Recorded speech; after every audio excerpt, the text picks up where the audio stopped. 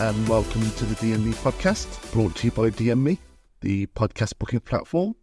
Whether you're a podcaster or an aspiring guest, the DME app is a perfect platform for you to get booked and manage your podcast bookings. I'm your host, Sukhay, the founder of DME, and on this podcast, we'll be discussing the latest news and views in tech, the ins and outs of entrepreneurship, and even dipping our toes into the adrenaline-filled world of mixed martial arts. On this week's episode, we continue our little mini-series on AI, and I speak with Dr. Anthony Murphy, Associate Professor of Forensic and Applied Psychology at the University of Birmingham. We discussed a critical topic, the governance of artificial intelligence. We explore whether AI governance is necessary and in which fields, how it could be implemented, and which bodies should be responsible for governing the vast array of companies operating in the AI landscape. Dr. Murphy brings a unique and engaging perspective, combining his expertise in psychology with a keen understanding of the ethical dimensions of technology. It's a riveting listen, so please enjoy Dr. Anthony Murphy. Dr. Anthony Murphy, welcome to the DME podcast. Thanks for agreeing to do this.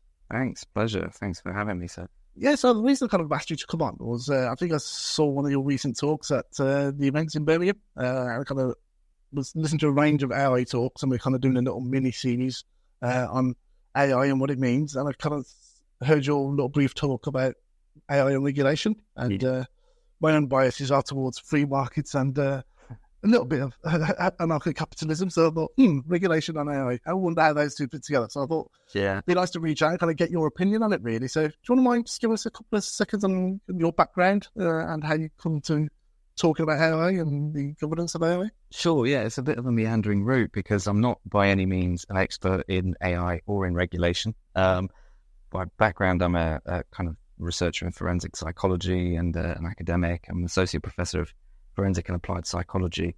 But through my time, I previously worked in the UAE, and during my time in Dubai, I got exposed to the Minister for Artificial Intelligence and a lot of the pioneering work that they're doing over there to try to really propagate the utility of AI at a societal level, but also play a kind of leading role in trying to understand what global regulation efforts are necessary and what they need to look like in order to ensure the kind of ethical and kind of well-grounded utility of AI and how it can be incorporated into daily life in a very, I guess, human-enabling way. And so that's where I kind of got involved from a kind of understanding barriers to engagement from a psychological perspective, also how it's used, in daily life by researchers and by organisations like the NHS or any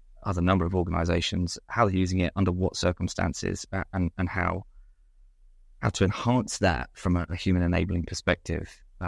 Really, so a bit of a meandering route, but here I am, and the opportunity to talk about how AI is used in criminal justice processes and settings and contexts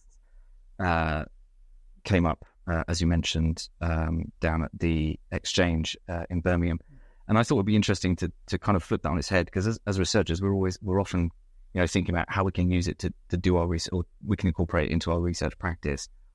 And I thought it'd be interesting to add a spin to that and just say, hang on a moment, right? There's this thing going on that we are using and we know has many benefits and many utilities, but what do we actually know about how we can and should be using it, and how that is a function of a number of different organizations playing a role in saying, this is okay, this isn't okay. And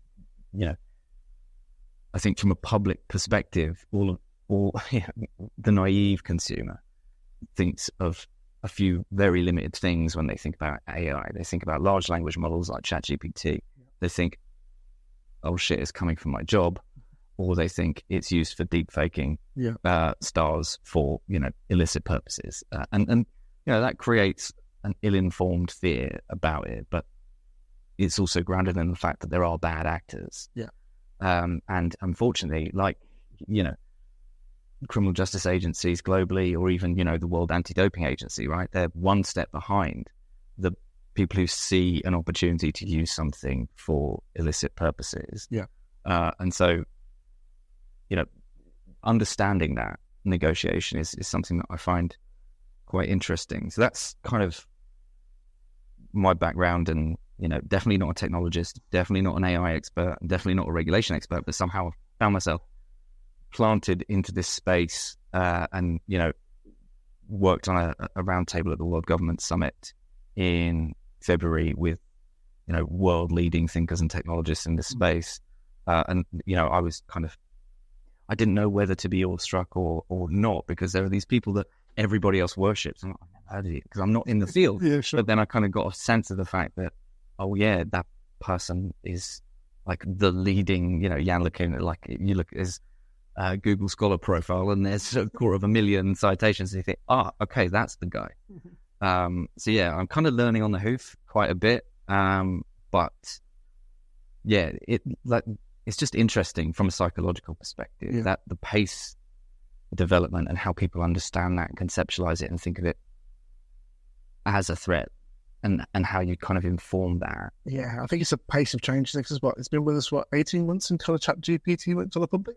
Well, I mean, it's been with us for 60 years, right? It's been part of our ongoing discussions for 60 years, but I think the propagation of its use cases has really kind of heightened in the last 18 months with the explosion of ChatGPT. And, going back to that bad actors and illicit things, like the immediate discussion around ChatGPT, certainly in academia, is how do we prevent students using it, right? So it goes back to the idea that, yeah, I agree, kind of in making sure that we don't overburden things with regulation, but at the same time, the immediate use cases that hit us in academia, like, okay, so we as institutions and as organizations and as a sector need to think about this, not only from an opportunities perspective, but also from a threats perspective, to the integrity of what we do. So at that World Summit, what are some of the kind of the key conversations that were going on from a psychological perspective? How did you kind of contribute to that and give a different perspective? Yeah, I mean, a lot of discussions, really. Certainly the main focus of the summit itself was, or the kind of AI portion of the summit, was how we can develop and contribute towards a future of responsible use of AI, and ensuring that it is adopted in a way that is human enabling, and how that, given that it's not a geographically bound phenomenon, creates a regulatory need, because it's plugging a wall. It's 4G, it's 5G, it's VPN, it's Wi-Fi. It's something that one can engage in without needing to be geographically bound. And so the idea of a World Government Summit being the opportunity to discuss this as a necessary investment of time for responsible governance just became, it seemed like a logical place for that discussion to take place. And I was part of a team of colleagues who facilitated this roundtable on the responsible application of AI and how that needs to be built in as early as possible, because the pace of change is so quick. You can rapidly get lost, and putting stuff in place at the earliest point possible will help to just frame the next step. So what's the aims of kind of governing AI? Is it, as you said, to combat the threat elements of it, or is it to kind of understand a little bit more about what's actually going on and what the potential threats are further down the line? Yeah, I mean, I think that fundamentally it's got to be about ensuring that these technologies that are quite opaque to the end consumer, right? Not many people know about algorithms. No. Not many people could tell you a huge amount from source code. No. But these are the individuals who are potentially engaging with or without knowing about it, vast amounts of data being swept up for many purposes. Yeah. And so I think the aims of regulation fundamentally are about ensuring that AI technologies are developed in a responsible, ethical, human-enabling way. And kind of the UK government approach is underpinned by like 5 core principles that are around safety, security, and robustness, transparency and explainability, fairness, accountability, and then this idea of governance, there being the opportunities for contestability and redress where there seems to be some sort of breach of any kind. Yeah. But I think beyond that, and slightly more maybe nebulously, I think part of it has got to be about ensure or helping enable the general public to understand, and where appropriate, to protect them from nefarious uses or from illicit uses of AI, where that's even possible. Yeah. And I think because it's such an important and useful technological development, the UK government has taken a kind of an approach to AI that is very much grounded in kind of pro-innovation. Yeah. And non-statutory cross-sector frameworks. And the risk with that is that it's subject to sector-based interpretations of that guideline. Yeah. Which means that it's not guaranteed that everybody is singing from the same hymn sheet nationally, let alone internationally. Well, that was my question: is how in sync is that with other Western governments? Well, not to mention the big powerhouses like the Chinas, the Indians, and the Russians, and the world. Would they share the same fears on the same protection of ordinary citizens when it comes to the use of AI, or will they look to use it for their own geopolitical purposes? Yeah, I mean, if I gave a concrete answer to that question, it would either be a lie or it'd be worth a lot of money because, it'd be a guess in some way. But, there are more than 160 different guidelines globally on AI. And it seems like unless they're all exactly aligned, there's going to be some differentiation. And I think that, it's one of those challenging things because there is no global governing body, right? There is no international decree that everybody is a signatory to that says these are the standards and this is the framework upon which we will build our AI governance, and anyone in breach of this is subject to X, Y, and Z, right? The only basis for regulation is the idea of policing and recourse, right? And if these things are in place, there has to be something done if there is a breach. And I think that again, because of the kind of pro-innovation approach, we're not there, but we're not there yet. But it's clear that is part of the trajectory of discussions that need to be taking place. Yeah. I think what comes into effect there is a balance of how quickly AI is moving, because 18 months ago, obviously, it was ChatGPT were the big players in the market, the early innovators, but then you've quickly got the Microsoft, the Googles, and a host of dozens of other little smaller AI companies who are launching their own large language learning models. Uh-huh. The rate of acceleration we've seen over the last 18 months and the benefits and the use cases that have been adopted for, it's massively increased the productivity in various fields, whether you're with graphic designers, also found a new tool to create your own content and create your own art, or in the academic world that you may be in, obviously you see people obviously speed up their throughput of writing big papers, doing research, rather than going around reading loads published works. If you can kind of query a database and it gives you back the key findings of a particular data set, then fantastic. Exactly. But then is it worth slowing down those innovations for the sake of regulation, do you think? I think it's a really fine balance. I mean, what we definitely do know is that regulation is inevitable, right? And boundless innovation in a space where a lot of the ingredients are opaque, again, reiterating that point, it requires decisions to be made on behalf of people, I think, because we don't all have access to the knowledge. We don't all have access to the architecture. And I think the pace of development based on, you mentioned large language models, they are really the tip of the iceberg of what AI could potentially be capable of. And the next 5 years in terms of the development of the capacity of chips, you mentioned companies that are building the LLMs as the big players.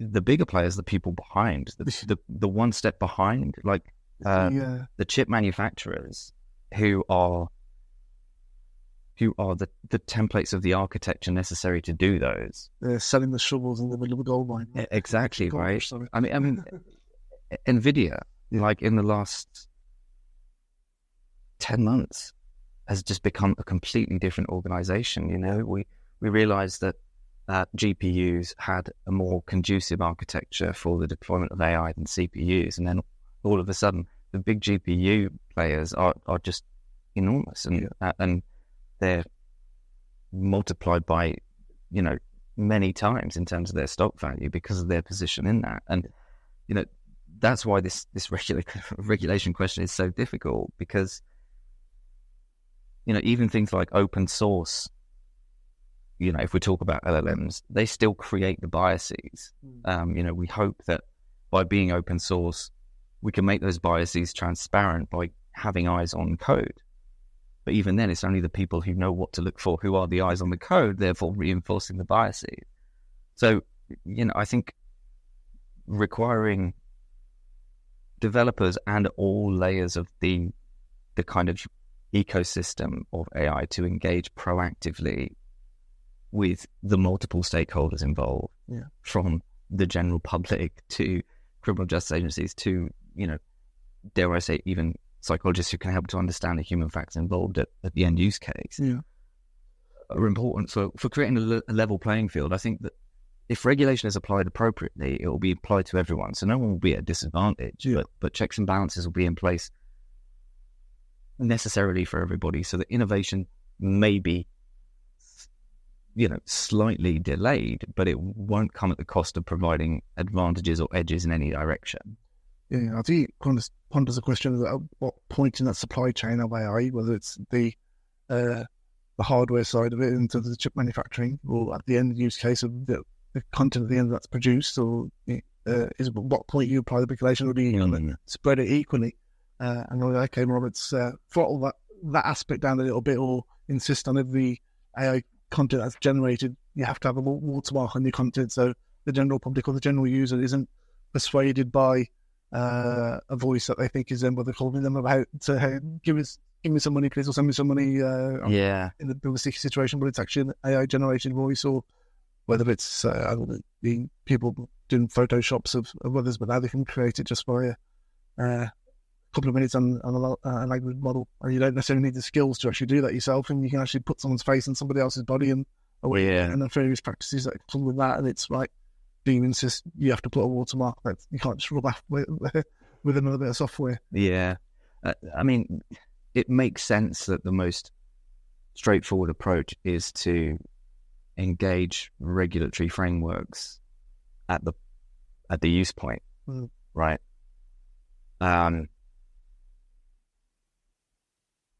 But by then the damage is done to those who are victims of it. Sure. And you know, we're at this interesting inflection point where, you know, I think Taylor Swift was victim of her image being used for illicit purposes using AI, and I think the last thing you want to do is anger the Swifties. So, you know, that might be the call to arms for regulation that we need. I haven't engaged in person, so that's okay. Okay. I mean, so I think the point where you made me think about it a little bit, rather than kind of being hesitant towards regulation based on what AI is today and what the use cases are today. But you probably got a point in 5 years down the line. What does it look like then? Is it so ubiquitous in 5 years' time that it's indistinguishable from any other human or any other type of content that's created, no matter which field that you're in, whether it's the corporate world or the creative arts, whatever it may be, in the education field, that maybe something is required is to kind of say, hang on a second, you need to understand exactly what the supply chain of this is, and what you're reading, where it's come from, and how to identify that. The other thing that AI is it's obviously fundamentally based on the data that it's received. So I think I was reading some stuff a few weeks or a couple of months ago, really, about one of the throttles on AI would be more from the free market, where people are using copyright laws. Say universities would use their own content, or journals would use the content of their published articles, or newspapers using the content using copyright law to stifle not feed the beast, as it were. So the throttle and the leash on AI generation will be more cost of the data is pretty high. The licensing models that we may have to pay every time we use a New York Times article, a British Medical Journal article, for whatever it may be. It doesn't worth it. It's not worth us using that data. We'll have to go find data from elsewhere. Or that's probably another mechanism rather than regulatory framework. It's more of a business and a corporate world coming into. Yeah, I mean the challenge with that is that we inadvertently and unknowingly give away buckets of data free anyway, right? And that as a handbrake might be useful in some sector specific ways. But if you've got a service that you use that you don't pay for, that means you're not the customer. Exactly. So the amount of data that we give away, I think, is, and not, I don't want to say that we're seduced into giving away, but we are enabled in voluntarily handing over data that we don't know how much data. Like who reads the terms and conditions of an app on their phone when they download a new app? Nobody. And how do we know what on our phone is being accessed by that app and being fed into a much larger data set for what purpose? Right? It's happening billions of times a day. And it's, and to place the onus on the consumer to manage that, I think is irresponsible. Yeah, it's overbearing as well. I think especially as a consumer, as you're getting younger and younger, but when in your work and from a psychological perspective, it's like, okay, when teenagers are being exposed to, so they don't know any different, they don't know a world for AI generated content, they can't tell the difference between what's AI and what's with the hand of a normal human. Then it's really tricky. And then if you don't understand what's real and what isn't, and no concept of it, because anything you've ever seen is still a screen.